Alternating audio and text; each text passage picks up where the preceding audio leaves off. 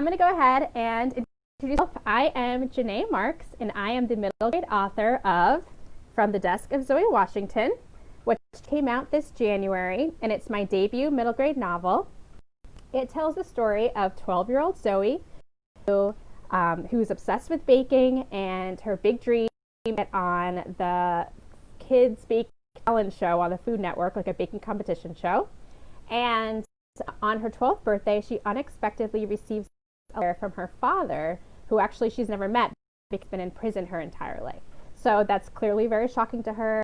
But she decides to write back and get to know back and forth letters. And then she finds out something surprising, which is that he's innocent of his crime. So she sets off to basically find out the truth. So today I thought I'd start with, I think we have a little bit more time than I thought. So instead of just reading the first chapter, I think I'll read the first 2 chapters. So I'm going to start reading, and then as I'm reading, you can start thinking about questions, and yeah, I'm happy to answer them when I'm done. Okay, so Chapter 1. The day I turned 12, I was certain it'd be my favorite birthday yet, but then I got the letter. I just had my dream birthday party at Ari's Cake. Mom's friend Ariana owns the bakery in Beacon Hill, my favorite neighborhood in all of Boston. It had cute brick built townhouses with cobblestone streets. There was a deli with baskets of fresh fruit for sale outside, a chocolate, a coffee shop, and a ton of fancy restaurants. And then there was Ari's Cakes, with its pretty pale blue awning and a wooden sign above it with the store's name written in white script.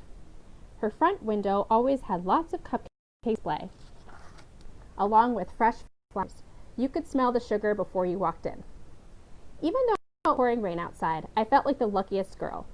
I'd been in a professional kitchen with my best friends, Jasmine and Maya, baked and decorated chocolate fudge cupcakes.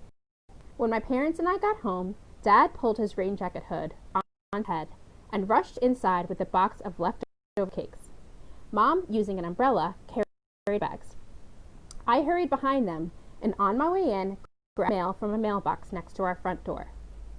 While I kicked off my sneakers in our foyer, I flipped through the envelopes, trying to see if my great-aunt's birthday card arrived. It usually included money, and I was dying to add an egg separator to my baking supplies.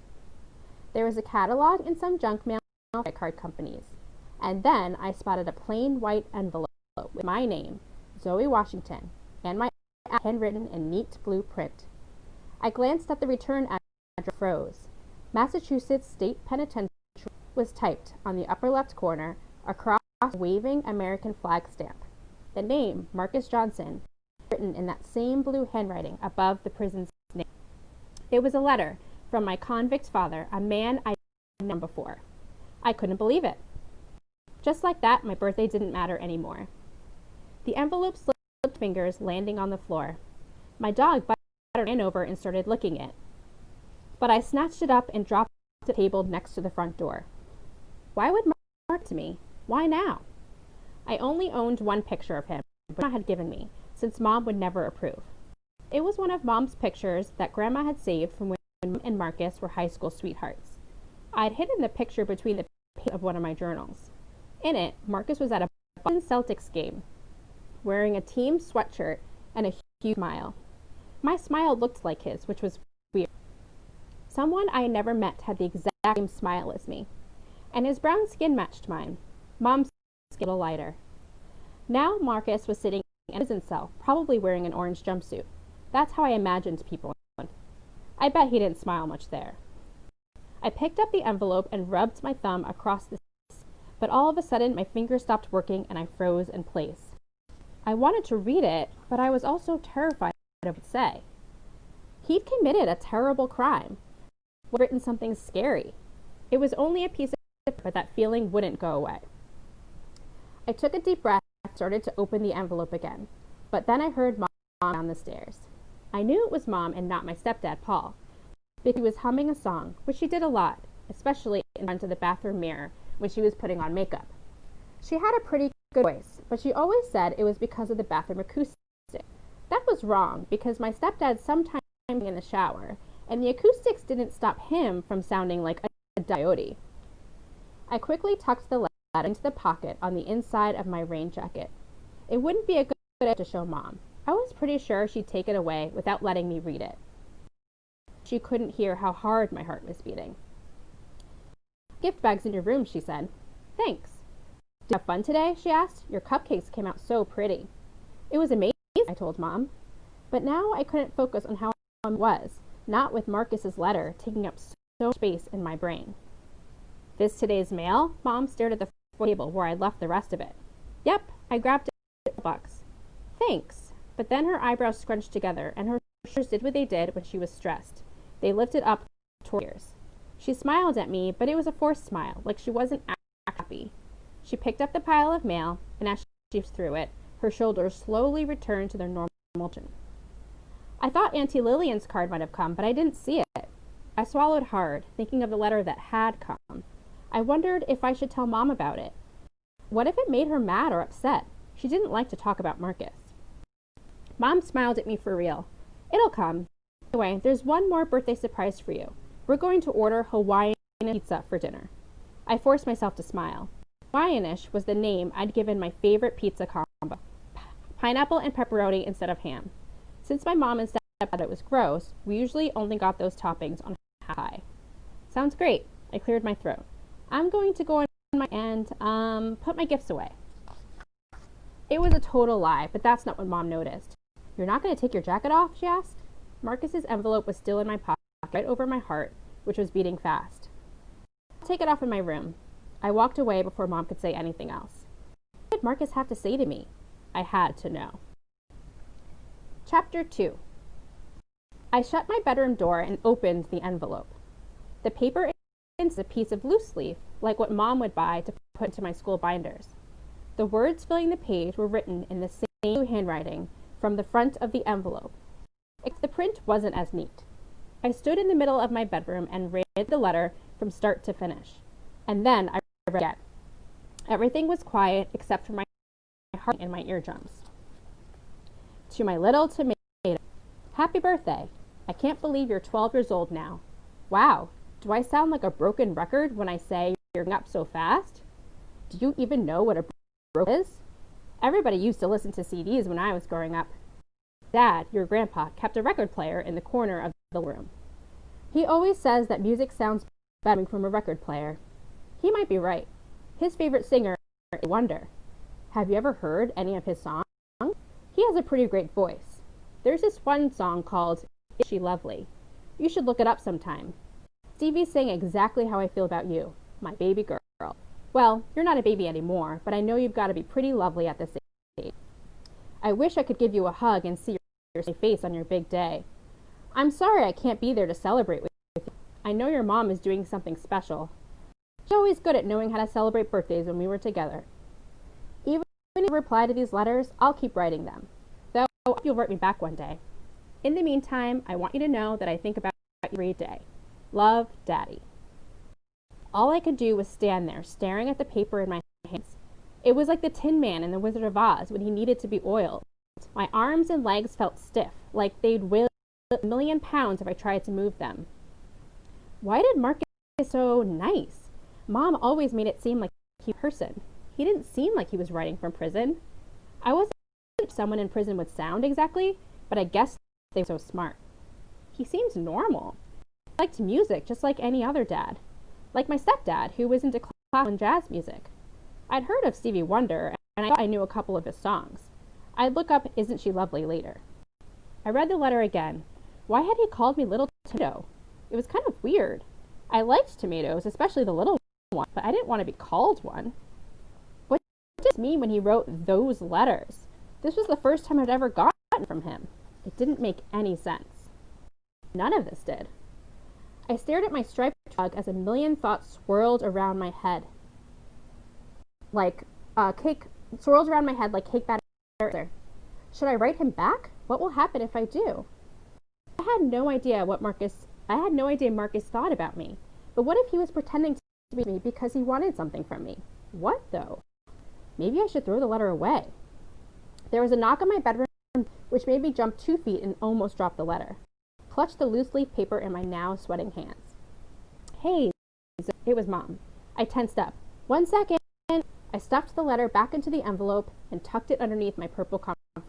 I remembered I was still wearing my jacket, so I took it off and threw it over the back of my desk chair. Then I cracked my bedroom door in.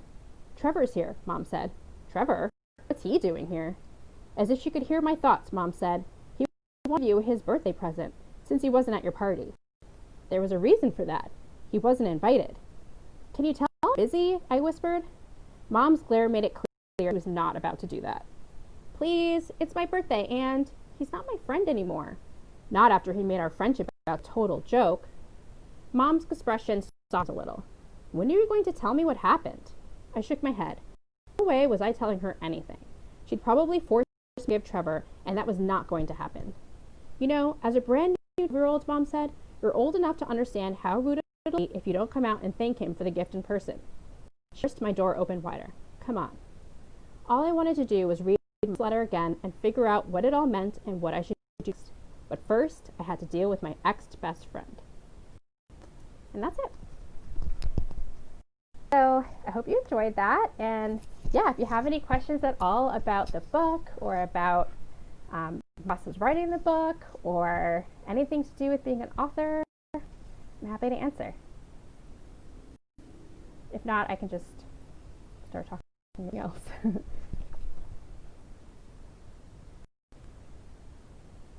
Oh, hold on. I just realized there. Let's see. Okay. I just realized I could scroll down, but I don't see questions yet. Thank you guys so much.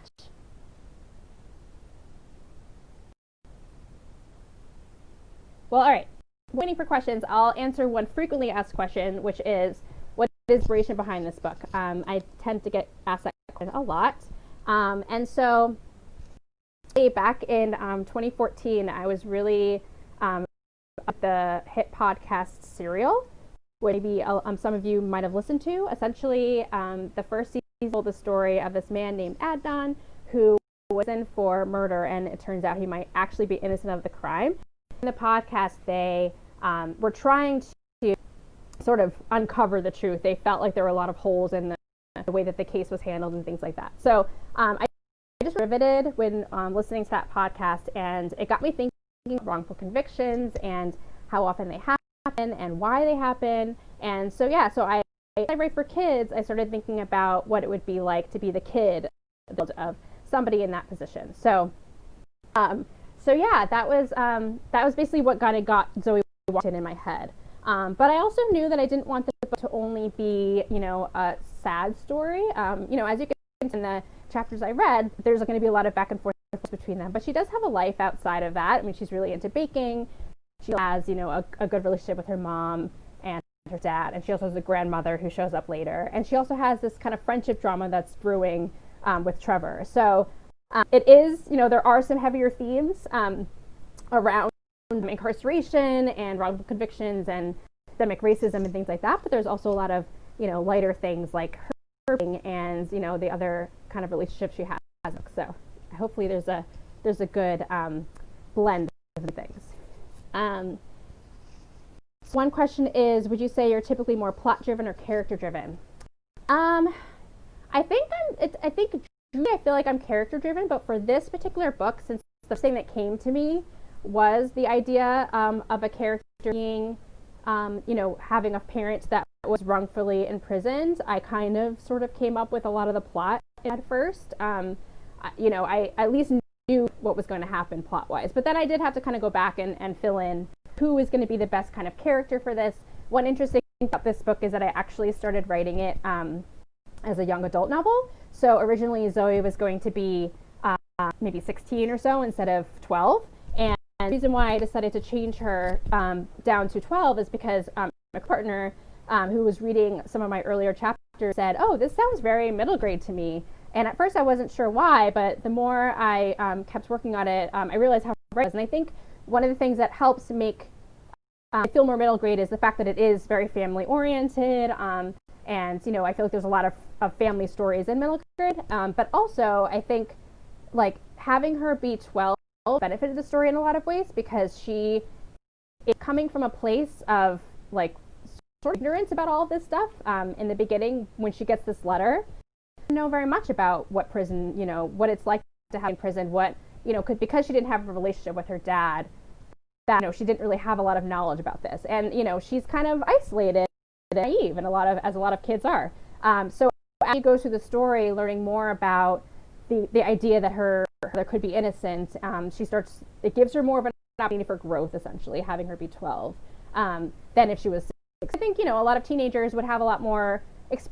They might have read more things or seen more things than a 12-year-old. I think that kind of helped me, even though I came up with the plot first. I think when it came to coming up with the character, I think of what kind of character would be the best character to put in kind of situation. So I think, I guess I'm a little bit of both. I do try to plot while also thinking about character development, if that answers your question.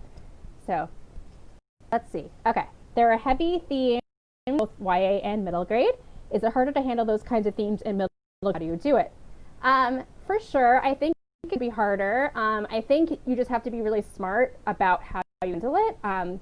So in this, as I said, there are themes of incarceration. Her father, she knows this, was put in prison for murder, which is a pretty heavy thing. And there's a lot of, when she's starting to look into the reasons why people get wrongfully convicted, she starts to realize that some of that has to do with sort of the systemic racism that exists in the prison system, that sort of thing. And so I think the way, when it comes to how to handle that in middle grade, you just have to be conscious about how that particular character would view these. I think at the end of the day, kids this age are having these kind of harsh realities in their lives, but I think it's a matter of how you put it in. So for example, for me, I make it clear that Marcus is in prison for murder, but won't ever see anything about his crime in the book. She kind of reads a quick article about it at one point in the book, but it's very much, it's kind of talked about very little. And so the reader, it doesn't have to be scared by his crime, essentially. And then, a lot of the things she's experienced through a child's lens, their relationship is through these letters. She's doing some line when she gets to wanting to know more about, her dad would be wrongfully imprisoned, that sort of thing. But I think it's just a matter of the lens. You just have to keep thinking about child see this.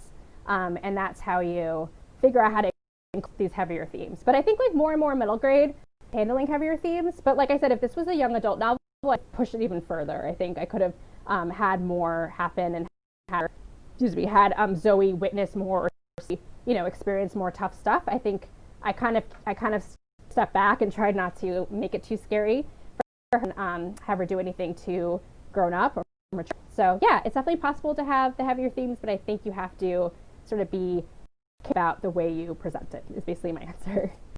Okay, thank you so much, Miranda. I also really love the cover. Shout out to Morel Ortega, who is the illustrator who drew this amazing cover. And yeah, I could not be happier with it. Okay, next question. What is your writing routine like or scheduled? So I feel like this is a tough question because I think every writer's routine now during this, quarantine, sheltering in place period is completely bonkers. My schedule used to be that I would, I used to write a lot in the mornings, sometimes before my family wakes up. I'm definitely much an early bird than a late night person. After 8 or 9 p.m., my brain starts to shut down and it's really hard for me to focus on writing. So I try to do things earlier in the day. But I also have a part-time job where I have 2 days of the week I don't work.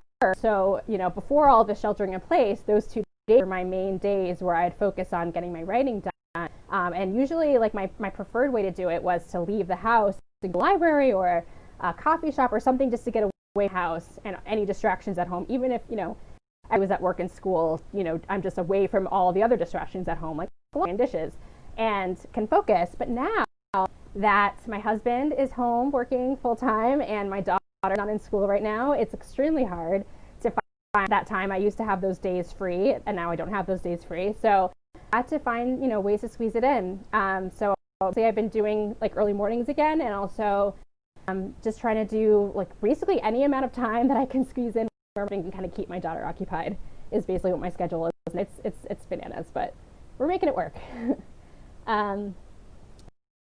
Elsie Fallon, thank you so much.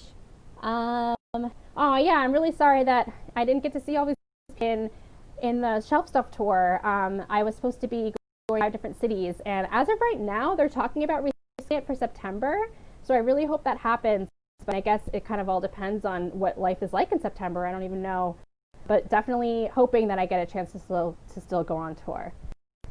So what am I working on now? So I have my second book with my publisher is coming out in the fall of 2021. I haven't really shared too much about it yet, but middle grade contemporary standalone, and it has a lot of the same themes as Zoe, like family, friendship, dealing with change, things like that. So yeah, I'm excited to share more about them. But yeah, that's sort of what I've been working on in these last weeks during this quarantine sheltering in place time, is trying to finish up my edits. Yeah, so actually, next question, which is revision is something that many writers struggle with. That process like for me. So I actually revision because I think first drafts are, especially because you're facing the blank page. I feel very stressed about the blank page. I feel like it can be when you get into the zone and you're just typing, but I tend to overthink and worry too much about who's going to be reading it soon. I think especially now, book being already with a publisher, as soon as I finish my drafts, I have to hand it off to my editor. So before I could, read it, put it aside for a little bit, myself a chance to send it out to some readers, have them read it, go back, make some changes, put it aside again, and like kind of go through this process. It take months, but now it's like I have to kind of write the first draft, do my best to kind of polish it up, send it to my editor, get her edits, and then try to just do those as quickly as I can and send it back. So I think for me, the problem now is that I've been working with my editor on an edit letter for my book, book 2, and yeah, I've just been trying to, tackle her notes one at a time, right? Since it's the first developmental edit, they're very big picture changes. So actually, we decided to add a new plot thread in this book. So I had to kind of go back and it's almost like a jigsaw puzzle, like figure out where to insert the new scenes and how that's going to have a trickle down effect on the scenes. And so I kind of am focusing on plot as the first thing. I remember there's this really great book called DIY MFA, and I also have a website, and actually my friend Gabriella started it, and it has this really great tip about revision where it's like a pyramid. So you start at the top with sort of, I think you start at the bottom actually and you work your way up. So at the bottom you work on like the bigger picture things and you kind of drill your way down to the top, and so the bottom like plot and structure, things like that. And then after you kind of get those bigger things done, you kind of work your way into the smaller and smaller things. So by the time you get to the last stage, you're kind of fixing sentence level stuff and so I kind of think of it that way. Like I try to work on the biggest thing first and then kind of work my way into the smaller things. So that's that. Do I ever think I will write in a different category? Yeah, I'd love to write. Right now I'm pretty happy with middle grade, but I would love to write in YA at some point, I think. And I also would really like to do books, which is a little bit younger category. But since I have a 4-year-old daughter, I just feel like it'd be kind of fun to write a book series that she could read. She's listened to me read the first chapter of my book now, just at different events that I've been to, and but of course she's not the right age for it. So I think it'd be kind of fun to start to write a little lower. For who are my favorite authors, that's always a really tough question, but I definitely, I don't know, I've admired a lot of us in my journey to kind of switch. Like I said before, this book actually started out as a YA, and every book I wrote before actually was YA as well. So in the process of kind of switching gears to middle grade, I kind of started reading more and more middle grade books to kind of get myself in that headspace. And some of my favorites authors were, Jason Reynolds, Sharon Draper. Let's see, I don't know, there's so many good ones. Rebecca Steed. One book I really like that I always start is by Tara Dairman called All 4 Stars. That was also a fun book if you like food, because the main character in that book is basically by chance gets a job as a food critic, but she's like a 12-year-old or 11-year-old or something. So that one was super delightful. Yeah, so if an author wanted to start writing middle grade, where should they start? Definitely what I just mentioned, definitely read a lot of middle grade, because the voice is very different than YA and adult and all those other categories. So I think the number one thing you want to do is you can kind of get a sense of what does make a really good middle grade. And to be honest, like not everybody can pull it off, because I think you don't want to write down to age. You want it to still feel, you want them to still like they're, you know, you're one of them and not just talking down to them. But at the same time, you know, like it's a balance you have to kind of determine. And like the best way to do it is to read as much as you can. And then, you know, and then you can just start and see how it goes. And definitely get critique partners, just anything else. And especially critique partners who know middle grade and have them feedback on it. So I'm feeling so fast and I'm trying really hard not to, but I tend to just kind of ramble on. But yeah, if you have questions, let me know.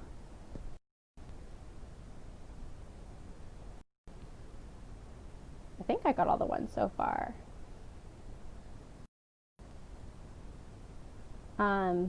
Yeah, I hope the tour gets rescheduled. But in the meantime, I'm super grateful for Writers Atelier me on today so I can connect with some of you guys. So what do I do for creative writing? I don't know. It's so hard because right now I don't even have time. I would for this new reality of not really feeling like I have much time. I don't know. I mean, I usually just like to read books, spend with my family.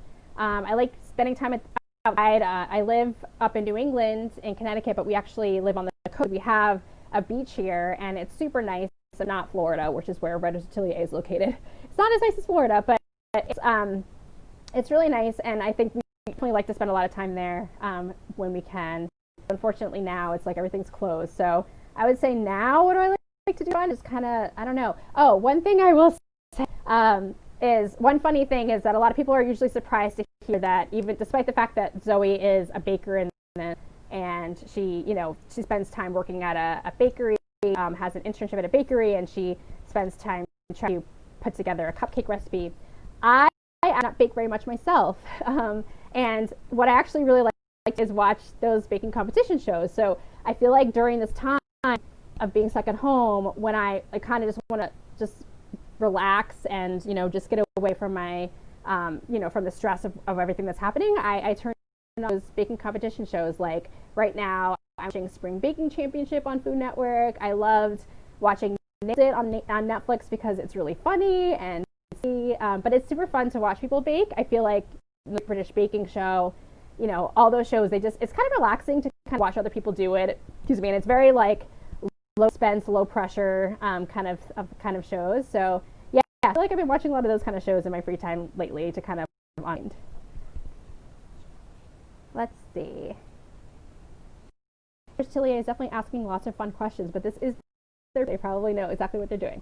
Okay, fun question: coffee or tea? It's definitely coffee. That's another thing. I mean, I'm making coffee.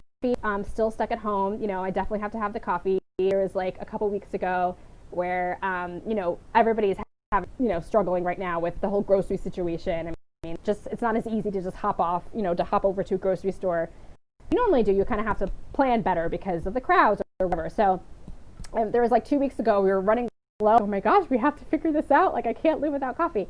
But the thing I miss the most, honestly, is being able to go to the shops and being able to support my local coffee shops today. So, but yeah, I definitely love coffee. I do like tea. I always go for coffee. Any other fun questions? Let's see. Did I always know I wanted to be a writer? Kind of. I always wrote. As a child, I didn't try to do anything long form. I think I wrote a lot of journals. I wrote a lot of letters, actually, which it kind of set me up for writing all the letters in this book. I used writing to I had a pen pal who I would camp with, and so during the school year we were out of session for camp, we would write letters to each other. So I loved those, and I remember in high school, or I don't know, maybe middle school, beginning of high school, I used to try to write stories for 17 magazine. They would have these like short story submissions. They were terrible, but I would submit, terrible stories that I wrote. But yeah, so I don't know. I knew I liked writing, but I really wasn't trying to do it seriously. I actually thought at the time that I wanted to be on Broadway. I was really interested in musical theater, but I eventually realized by the time of college that I had like no real talent for that. So I kind of switched gears when I got to college. So yeah, so I kind of always had writing was always there, but it wasn't until I got to college that I kind of thought about doing it seriously. Let's see. Okay, so Miranda says, I've been getting a list of books for my job that can help kids of different ages cope with very difficult issues they may face. Would you say that this would be a good one to add to the list for middle grade readers? Yeah, I think so because one statistic that I read when I was researching this book is that like 1 in 27 kids have a parent in prison, and there's really not that many books out there that feature kids in this situation. There are a couple other books that I read when I was researching writing this book. Definitely some out there, but not a ton. And so I feel like I was excited to kind of add to that. But yeah, so I think this could be a great book for people or kids who either want to learn about kids who have parents in prison or might be a kid with a parent in prison. And also, this is also a good book to use if kids want to learn about our prison system. There's a teacher who my publisher worked with to put together like a reading guide to use this book to learn about the prison system and learn about criminal justice. So I have a link to it on my website. I can here on the comments. I'm just going to share a link to the site, and if you go to the book extras page, there is a link to the reading group guide that can use this book to learn about. There's two reading group guides. One that's just sort of like a book club guide, and then there's another one that's specifically for using this book to learn about criminal justice. So yeah, I think that this is definitely one that could be used to have to kind of give either readers to learn about this, or if they're experiencing it, hopefully it helps make them feel a little bit better. And Writer's Atelier. Oh, I wanted to be in 17. I loved 17 and all those all of those magazines. What was it like? I forget what the other ones are even called now, but I loved those. Okay, let's see. Welcome, Rebecca. No worries about being late. You could definitely rewatch it later. And Miranda, welcome. Oh, so your best friend's father was incarcerated growing up. Yeah, I mean, it's really tough. I personally don't have experience with having a parent be incarcerated, but I think I did my research and I did speak to other people with this experience to kind of make sure that I was portraying it in an appropriate way. But at the end of the day, like, I just tried my best to hear the relationship between Zoe and her dad and just kind of focus on them as people. But yeah, I've heard from readers that for the ones who have had this experience, it did kind of help them to read the story. Okay, so where am I hanging out online? So I just shared my website, and if you click on that, you can find me also on Twitter and Instagram. Basically, I'm Janae Marks Books everywhere, including here on Facebook. If you click on my profile going live from now, you can like that page. But mostly I'm on Twitter and Instagram these days. And yeah. Oh, wow, Rebecca.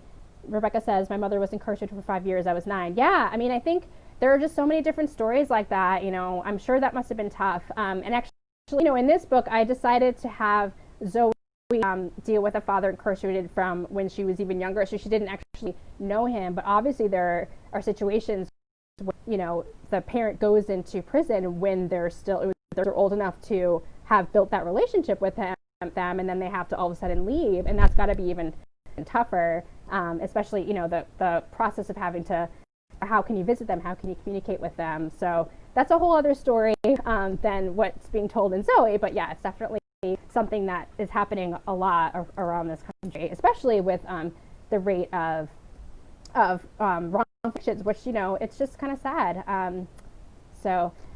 Rebecca, so I'm talking about my book From the Desk of Zoe Washington, which is a middle grade novel. So the target age is like 8 to 12, and it tells the story of a girl who essentially finds out that her incarcerated father, who she's never met before because he's been since she was a baby, she finds out he'd actually be innocent of the crime, and so she sends back and forth letters to him, but also tries to uncover the truth. And then there's also some other stuff in there, like she's a baker and other things like that. So it's out now, available wherever books are sold. At this point, that's online because you can't really go to bookstores, but I encourage you to check out. Also, I just found out recently that my book is also available on Hoopla app. If you have a library card, you can read this book free with your library card in the Hoopla app, which is pretty cool, as the ebook or the audiobook. So even if you go to a bookstore, you can download it right away if you do that. So yeah, let's see. Yeah, if there's any, happy to stick around for a few more minutes.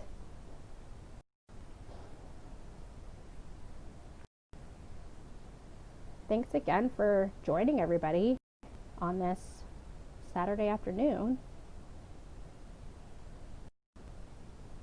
Oh, so there's Atelier saying cupcakes recipe if you sign up for her newsletter. So yeah, I actually did this. I mentioned earlier that I don't actually very much, even though Zoe in the book bakes a lot. So I kind of had to do research on baking and how to pull that off. So, but one thing I did in the fall was I decided to challenge myself to bake some cupcake recipes, just because I was like, well, I can't have written this book and not have baked at least some cupcakes. So what I did was for a few months in the fall, I baked one recipe, and then in my newsletter I would link to the recipe that I used. So if you're interested, if you sign up for my newsletter, which you can get to from my website URL, which I linked to above, you can click on the newsletter, subscribe, and then you'll get a link to all the archives. You can kind of click through the old issues and see what I baked and how it went.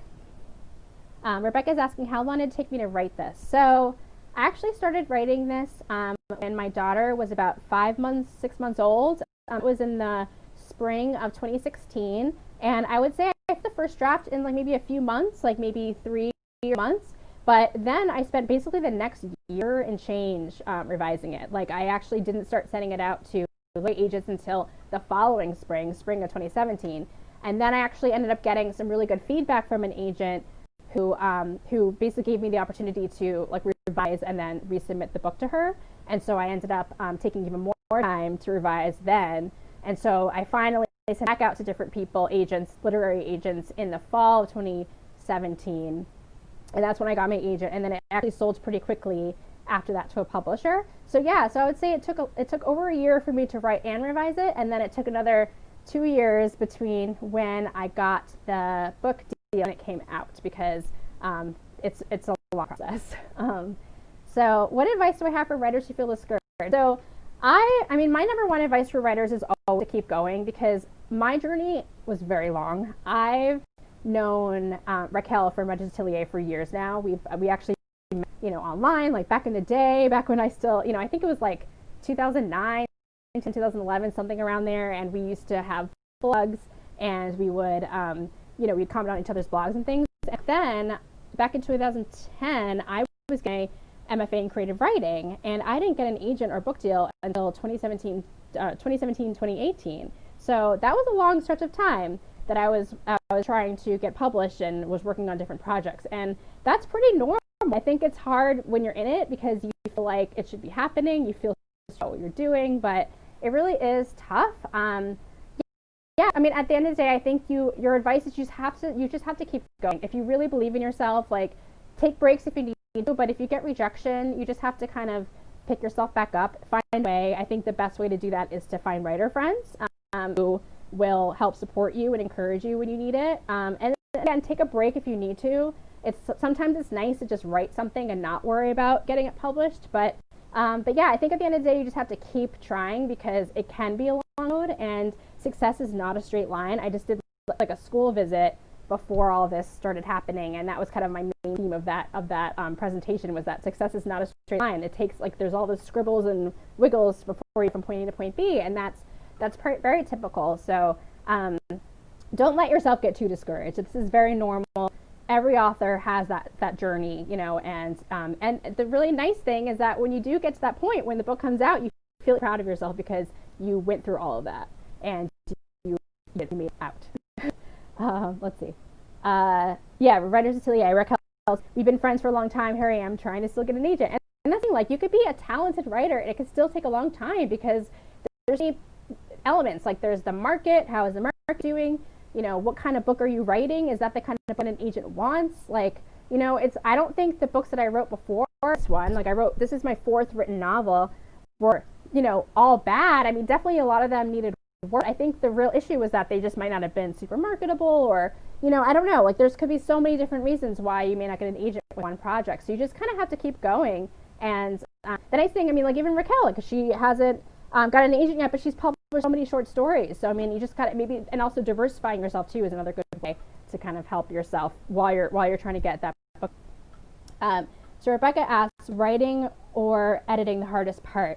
So I think for this book, I think I don't know, maybe it's true for all books. Honestly, I think the writing is the hardest part. First drafts are the hardest part. I like revising. I think that once you have something on the page, it's easier for me to think about how I can make it better. And like, I don't know, I think it's fun to kind of go back in and like add in those fun details once you know that the plot and everything are in a good place. I think first drafts can be tough for me because I think I overthink and I always try to revise as I go, and a lot of times that's a waste of time because you just want to get it done. So yeah, I definitely prefer sing. Okay, so what's my opinion on pseudonyms? I'm all for them. I think there's a lot of good reasons to use these days for like privacy reasons, and also it could be nice if you just want to have like a little separation from your life and your writing life. It's just really a personal decision. I don't think there's anything bad about using one or good. I mean, it's very much like it's fine either way kind of a thing. And from talking to other people in publishing, it sounds like from the agent and editor perspective, that's kind of how it is too. Like they don't really care. They just just pick a name and they're usually okay with it. But yeah, I think there could be a lot of positives for it, like the ability to have a little bit more privacy. But yeah, no, it's all the hard part. That's very true because right now I am working on a revision of my book too, like I mentioned earlier, and it's still really hard. A lot of it because I'm rewriting a bunch because we decided to add some new plot threads, but it's hard no matter what. But that's kind of the whole thing. It's hard, but it feels super rewarding when you finish. So that's just going. Oh my gosh. So Raquel likes drafting. Revision is not her friend.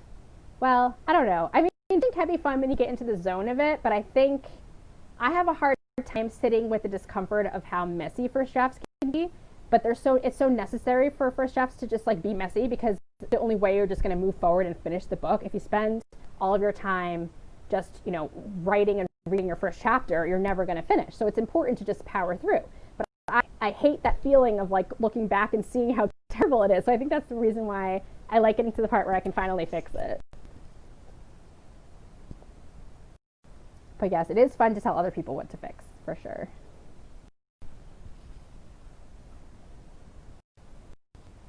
Any other questions? I'm gonna take a sip of water.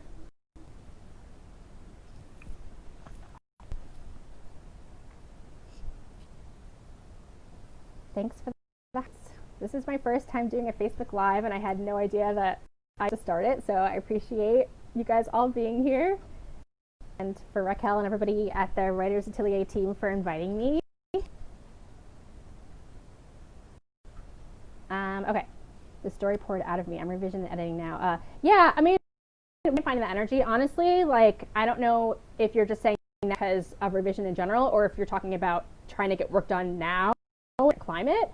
And I definitely hear you. It's super hard to get anything done right now. I've been sort of forced to do it because of this deadline, but I think if I didn't have this deadline, I would definitely be taking much more of a break from it because it is really hard to be creative when there's like terrible news all the time and